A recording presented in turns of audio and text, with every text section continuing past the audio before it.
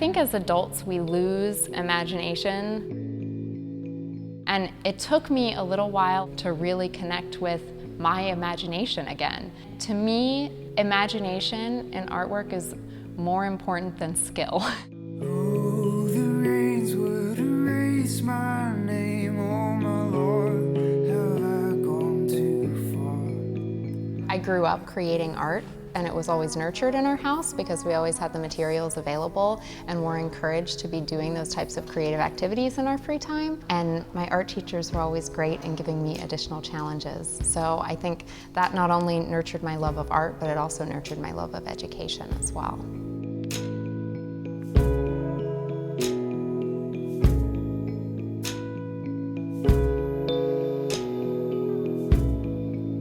When I was finishing up college, I had a type of a Chiari malformation that was kind of a bad case of it, where my cerebellum was retreating down into my spinal column and causing all kinds of neurological issues. I would run into things and I couldn't even get out my thoughts in a way that made sense to me anymore, and it was a very scary time for me.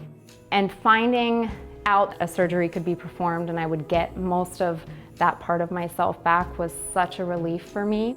So a lot of my work references that time period leading up to it and sort of the after effects of that surgery as well.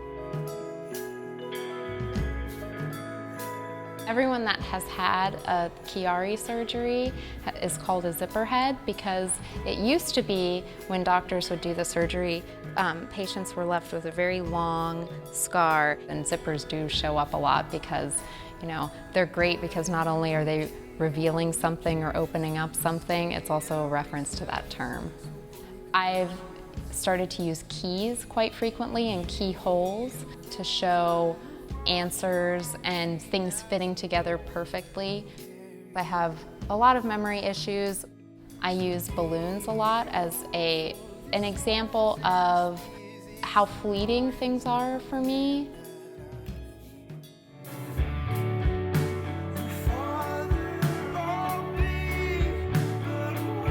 I am now coming to the end of my first year teaching art at Larchmont Elementary School. One of my favorite things about teaching is when I discover that the way I'm saying something does not make sense, and when I can figure out the way that it does make sense, it means that I've connected with how their brain is working, and hopefully I have created a moment that they will then remember. It's truly amazing how they perceive things and how active their imaginations are. It looks great. I love how you're really varying your text and you're coming up with all kinds of really creative solutions to create emphasis. Nice job.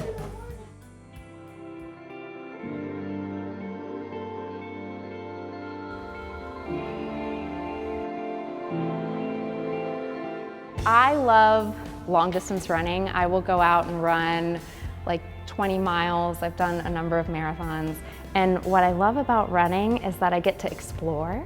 So I started running really early, and I loved that people will have their lights on in the morning and you can see inside their houses as you run by, which sounds very creepy, but it's also kind of magical because I love to wonder about what other people's lives are like, and I love to make up stories. I'm a very narrative thinker, and I think I never quite lost that from childhood, but I'll just glance and I think, oh wow, I never would have thought that the people that live in that house would have chosen blue for their living room. I thought that they were orange people, you know what I mean? So I created a map of Norfolk and I meticulously traced all of my running routes on it.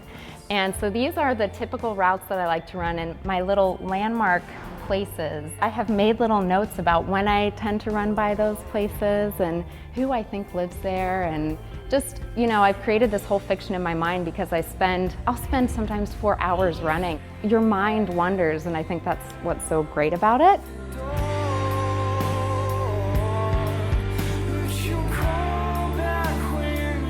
Five years after you graduate from school, only 2 of those 5 students will still be making their own artwork, just because life gets in the way. And I've always made being creative a priority in my life because I've noticed that it helps keep my mind active and it nourishes me above and beyond, you know, just 9-to-5 job.